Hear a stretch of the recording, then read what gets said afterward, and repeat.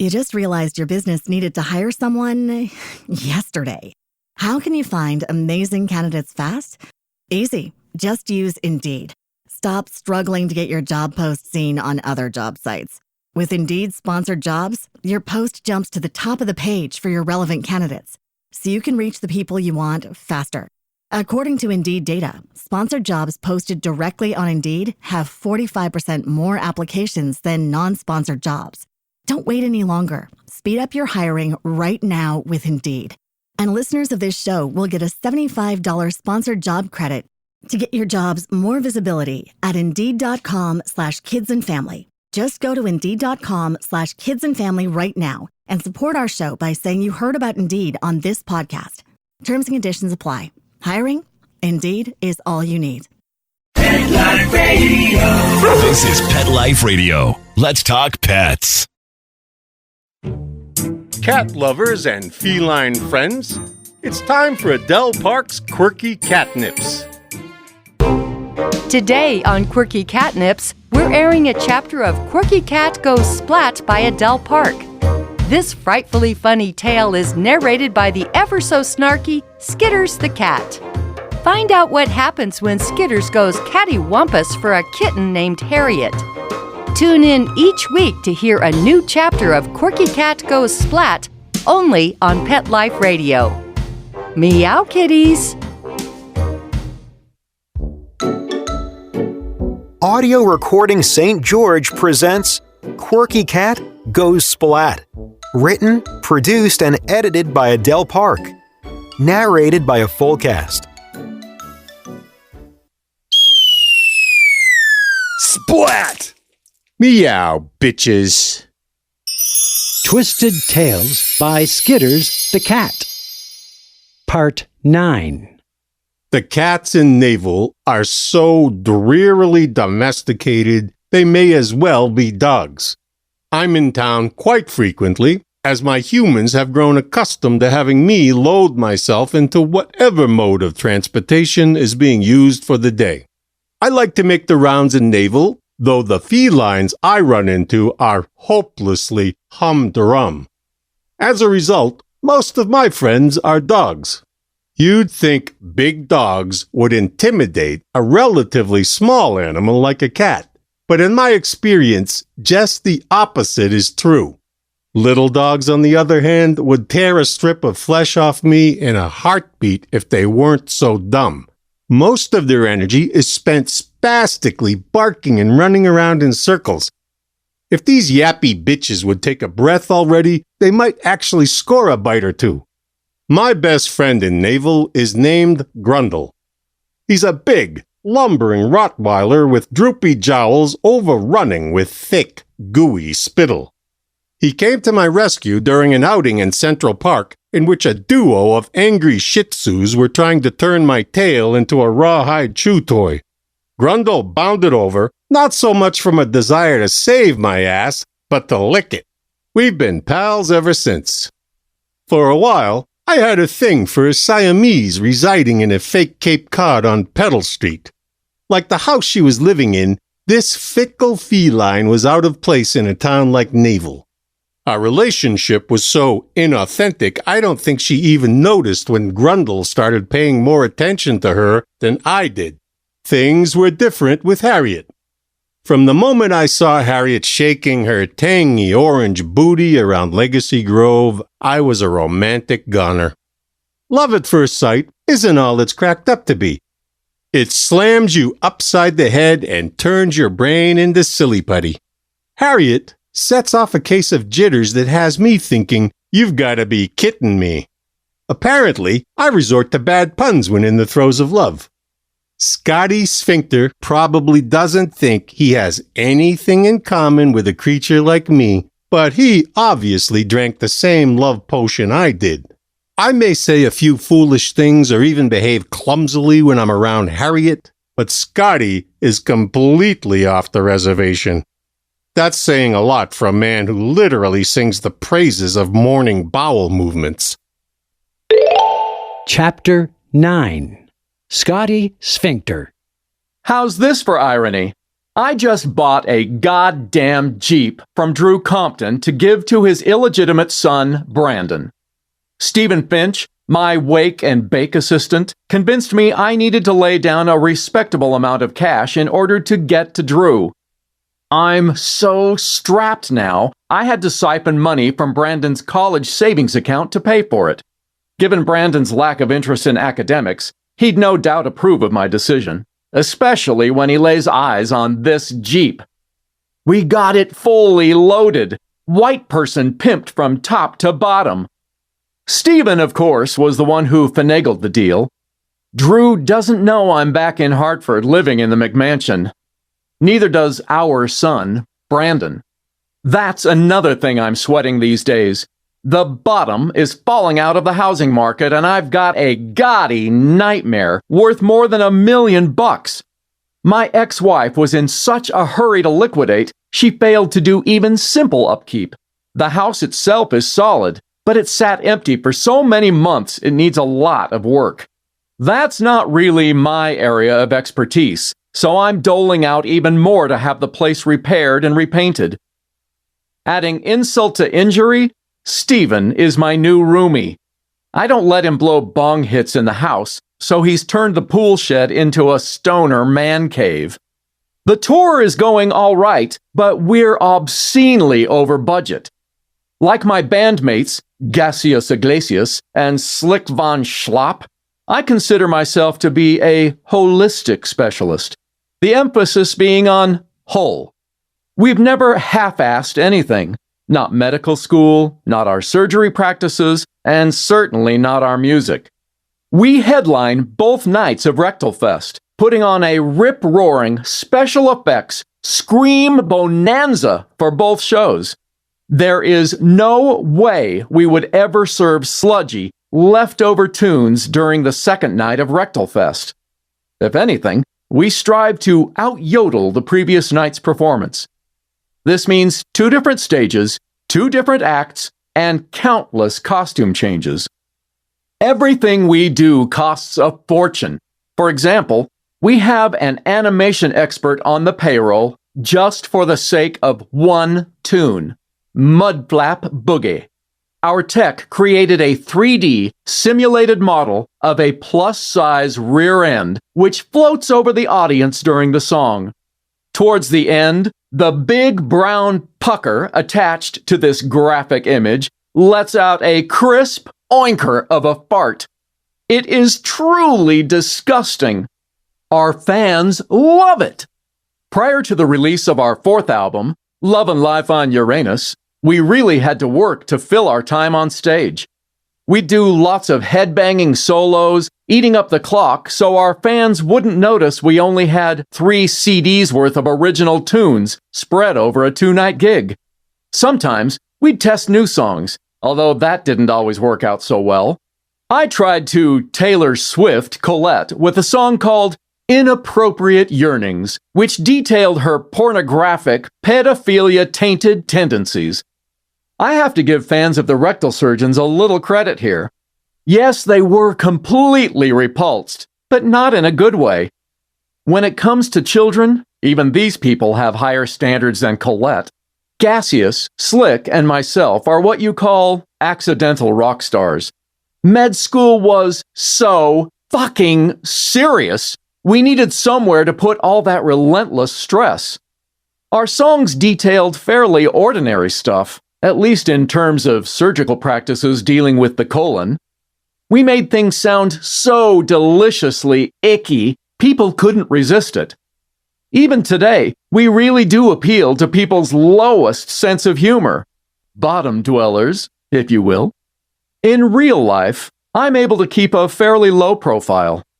Images of the men behind the masks have been plastered all over social media, but it really hasn't affected me much. I'm so ordinary looking, most people wouldn't recognize me if I was in the same room looking up their rear ends. And that's the other thing. If you want to spend time with me, you're going to have to pull your pants down. I suspect you aren't going to enjoy the kind of examination I'm going to give you, no matter how much you may like my music. I've yet to find a person willing to prep for a colonoscopy just to get my John Hancock on a prescription slip. No matter how you slice it, none of the rectal surgeons are actual celebrities. Thinking about the staggering cost of the tour keeps my scrotum permanently clenched. That's where my work as a doctor comes in handy. Seeing patients at my old clinic in Hartford keeps the lights on at the McMansion and lessens the amount of time I have for stressing out. This sucky situation would be a whole lot easier if I could be with Blue. The distance from her physically hurts. I'm developing carnal tunnel syndrome from spending too many nights alone. I was able to release a little pressure from the old sperm tank during Father's Day weekend. Taj's dad, Tom, went to Gecko's Gulch, so Blue was able to sneak off and meet me in Philadelphia. We were hosting Rectal Fest at the Omnidome, but other than sound checks and live performances, Blue and I spent most of that time holed up in a hotel near the airport. We had the hottest sex ever. It's precisely this sort of thing which makes me want to hold off having any more kids. Not that I wouldn't love to have some with Blue, I just need her to myself for a while. Plus, I've got to get a grip on my finances before I bring home another mouth to feed. Skulking around behind Blue's back is not the way I wanted to start my marriage. I tell myself it wouldn't do Blue any good to know our finances are as solid as a spaghetti strainer. Blue's got plenty on her plate this summer just dealing with Brandon. The fact that she hasn't reported any problems makes me wonder if she isn't hiding some things herself. There are times when being around Brandon is about as much fun as walking on thumbtacks. I've tried probing Blue on this issue, but she keeps telling me the boys are having a great summer. No one has landed in the slammer, the house hasn't been set on fire, and both boys still have all their appendages. What was there to worry about? With Brandon? Plenty. Just to be a cool stepmom, Blue has been teaching Brandon and Taj how to drive this summer. Brandon gets his learner's permit next year, which scares me to the core. The Jeep is way too nice for a first-time driver, but in this case, Brandon genuinely deserves it. His real father is such a leaky douche. Hang tight, kitties. We'll be back in a scratch. What happens when cosmetics and polygamy collide? Find out in Quirky Killers by Adele Park. Take a trip to quirky polygamist country, where one of the local brides is just itching to get her husbands to heaven in a hurry. Quirky Killers. Get it today on audible.com. You'll die laughing.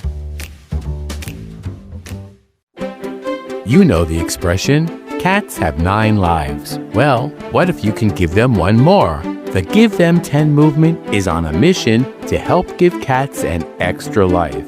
How? With spay and neuter. Spaying or neutering your cat helps them live a longer, healthier life. And it helps control free-roaming cat populations too.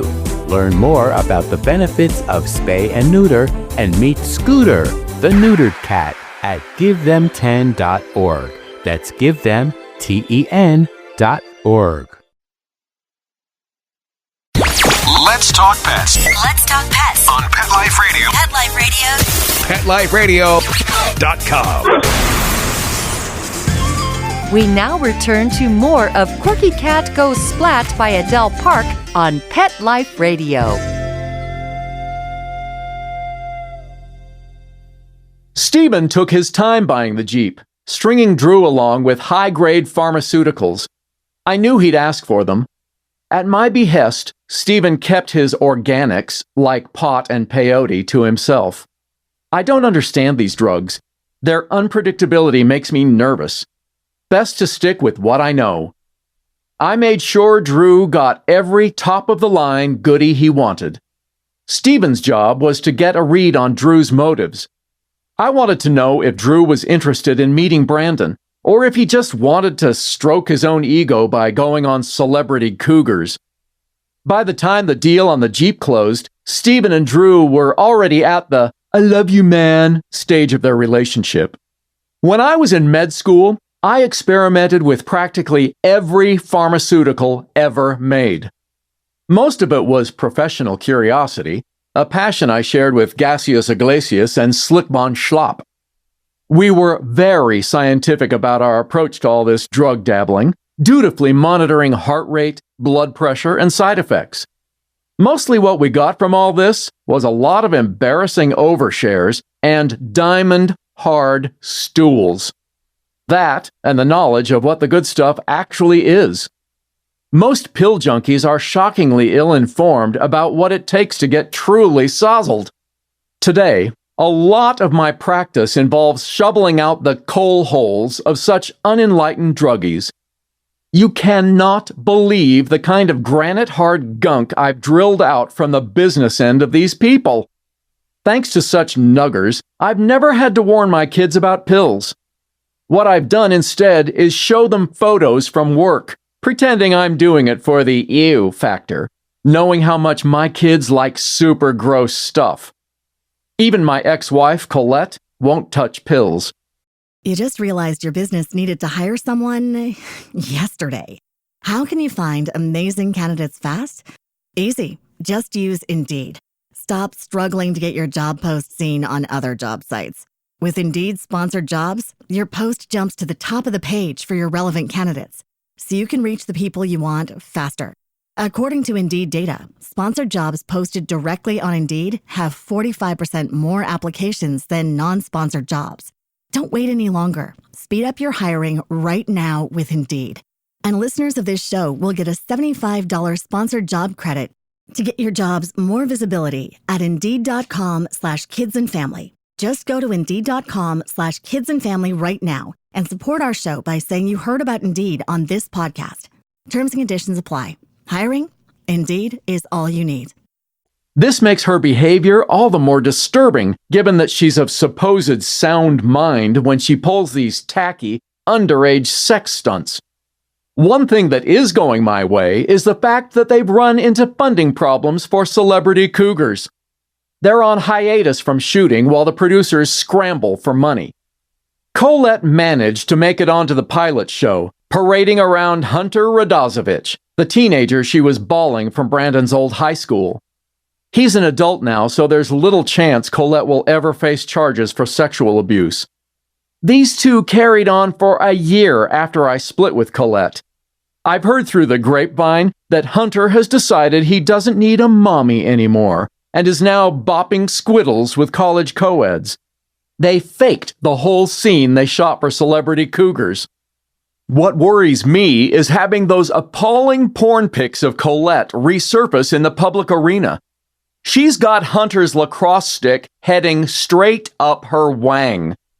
All I can think of when I see it is a leather-covered petri dish. Hunter had his grimy hands all over that thing, and Colette wanted to use it like a dildo? I'm all for sexual exploration, but that's just nasty.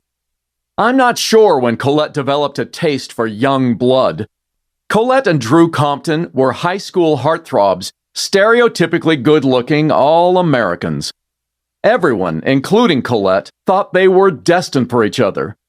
By the time Colette discovered Drew had left a bat in her cave, he was already engaged to marry Belinda Wilkerson. I didn't know Colette was pregnant that crazy Christmas vacation when I relentlessly banged her in my parents' basement like a Christmas Story marathon on TBS. I was such a naive nabob. I fell right into Colette's honey trap, never bothering to question why a girl who didn't even acknowledge my existence in high school was suddenly eager to ride my flagpole for 3 non-stop days and nights. Despite my stupidity, I was happy to get Brandon, no matter who the sperm donor was. I wasn't very far into my marriage before I woke up and realized Colette was never going to be in love with a surgical galoot like me. As long as she continued granting me access to her magnificent assets, I was okay with that. In exchange, Colette got to spend money like a sultan, while I politely ignored the fact that she was once again glazing Drew's donut. It all worked out. For a while, anyway.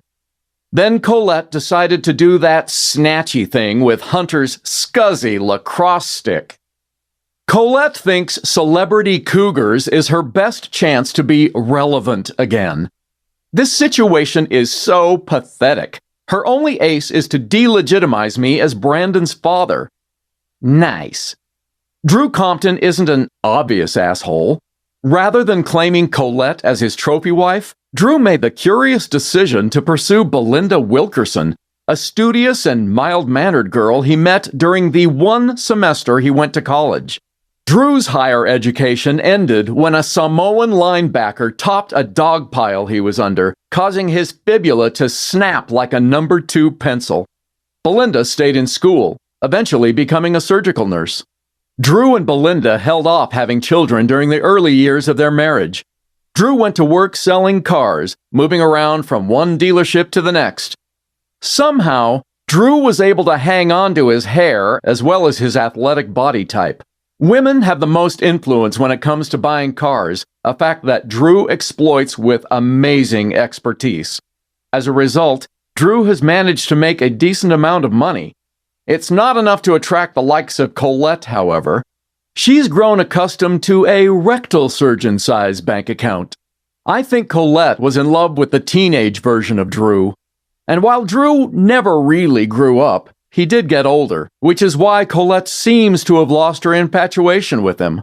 Or maybe the whole affair was just a way for Colette to secretly punish Belinda for marrying Drew. Whatever the case, in Colette's mind, Drew is nothing now but a drooling, geriatric cooter shooter. Her only interest in him concerns the buzz it will create if the producers of Celebrity Cougars are able to prove Brandon doesn't have the rock star lineage he was hoping for. There doesn't seem to be any love lost for Colette on Drew's part either, but he's got a real fixation with Belinda. He relentlessly rants about her during his late nights with Steven. I remember when Belinda finally had the courage to leave this spineless rhino. A few months before Colette's teenage sex scandal, Belinda had come into the clinic with an anal tear so long it looked like she'd pooped a watermelon. I had worked with Belinda at one of the area hospitals, so she felt safe coming to see me. At this point in the marriage, Belinda had 2 little girls, both under the age of 3. It took a court order to protect Belinda from this raging violator. Drew's side of the story, drunkenly told to Stephen Finch, was that Belinda was a money-grubbing whore. Interesting. And Colette isn't? I happen to know for a fact that Belinda is a hard-working, competent, and compassionate surgical nurse. She's soft-spoken, but often funny and always kind. Stephen was able to find out that Drew dutifully picks up his daughters every week. He doesn't care about being a good father. He just likes the opportunity to needle Belinda. I had a sizable panic attack when I ran into Belinda at Hartford Township Hospital. I had limited my practice this summer to procedures that could be done in-house at my old clinic. I wasn't keen on having many people know I was back in Hartford, especially Belinda. A 3-car pileup sent me to Hartford Township to perform a complex surgery on a young boy whose organs were badly mangled. I had no idea Belinda worked there. I'd always seen her at Mercy Medical. I didn't want to explain to Belinda why I was back in town, and I really didn't want her mentioning it to Drew. Under different circumstances, I'd consider introducing Belinda to Tom Wakefield. Now that Dana has come clean about her affair, I've learned quite a few shocking details about the Wakefield's marriage. Blue says the reason Dana went on that final hunger strike in Africa was because her married boyfriend ended their fling. Dana had been operating on the assumption they would both leave their spouses and start a new life together. Even being hospitalized wasn't enough to bring Romeo back. Dana is seeking treatment in New York, hoping he'll change his mind. Let me know how that works out, sweetheart. As someone who has been cheated on numerous times, I don't have a lot of sympathy for Dana. She's been nice to me, but Dana dumped Tom like a bag of soiled laundry. Tom hasn't had a perfect past either, but he's always been faithful to Dana. I get that people fall out of love or were never in it to begin with. It's the whole overlapping thing I find so distasteful. It's a simple matter of respect. I'll cop to wanting to stick it to Drew for doing the dipsy doodle with my then-wife Colette. Mostly, though, my motivation is to keep him away from Brandon. That kid has enough problems without falling under the influence of this box of rocks. The bad news is, Stephen hasn't delivered quite the goods I was hoping for.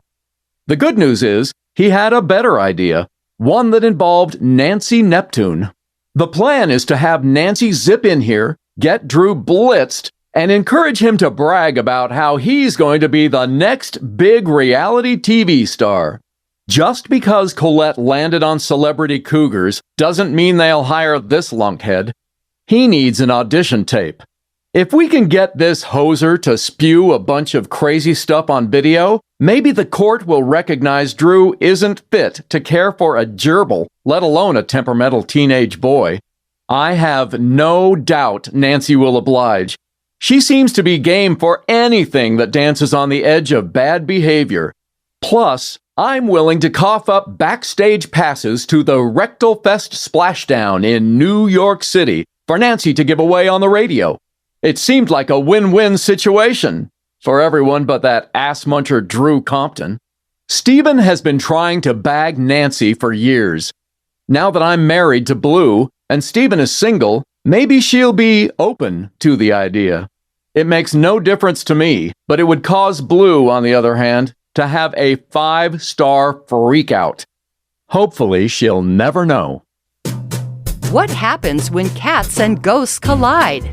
Find out in Quirky Cat Gets Ghosted by Adele Park. This quirky tale is narrated by the ever-so-snarky Skitters the cat.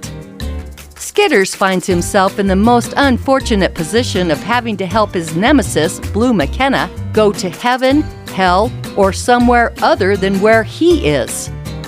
Otherwise, Blue will continue to bug Skitters as much in death as she did in life. Quirky Cat Gets Ghosted is a frightfully fun prance through the desert. Quirky Cat Gets Ghosted. Get ghosted today on Audible, Downpour, and Spotify. Meow Kitties. Let's Talk Pets every week on demand, only on PetLifeRadio.com.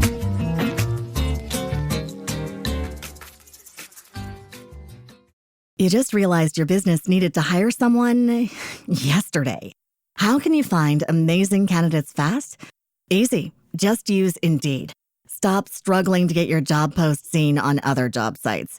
With Indeed sponsored jobs, your post jumps to the top of the page for your relevant candidates, so you can reach the people you want faster. According to Indeed data, sponsored jobs posted directly on Indeed have 45% more applications than non-sponsored jobs. Don't wait any longer. Speed up your hiring right now with Indeed. And listeners of this show will get a $75 sponsored job credit to get your jobs more visibility at Indeed.com/kidsandfamily. Just go to Indeed.com/kidsandfamily right now and support our show by saying you heard about Indeed on this podcast. Terms and conditions apply. Hiring? Indeed is all you need.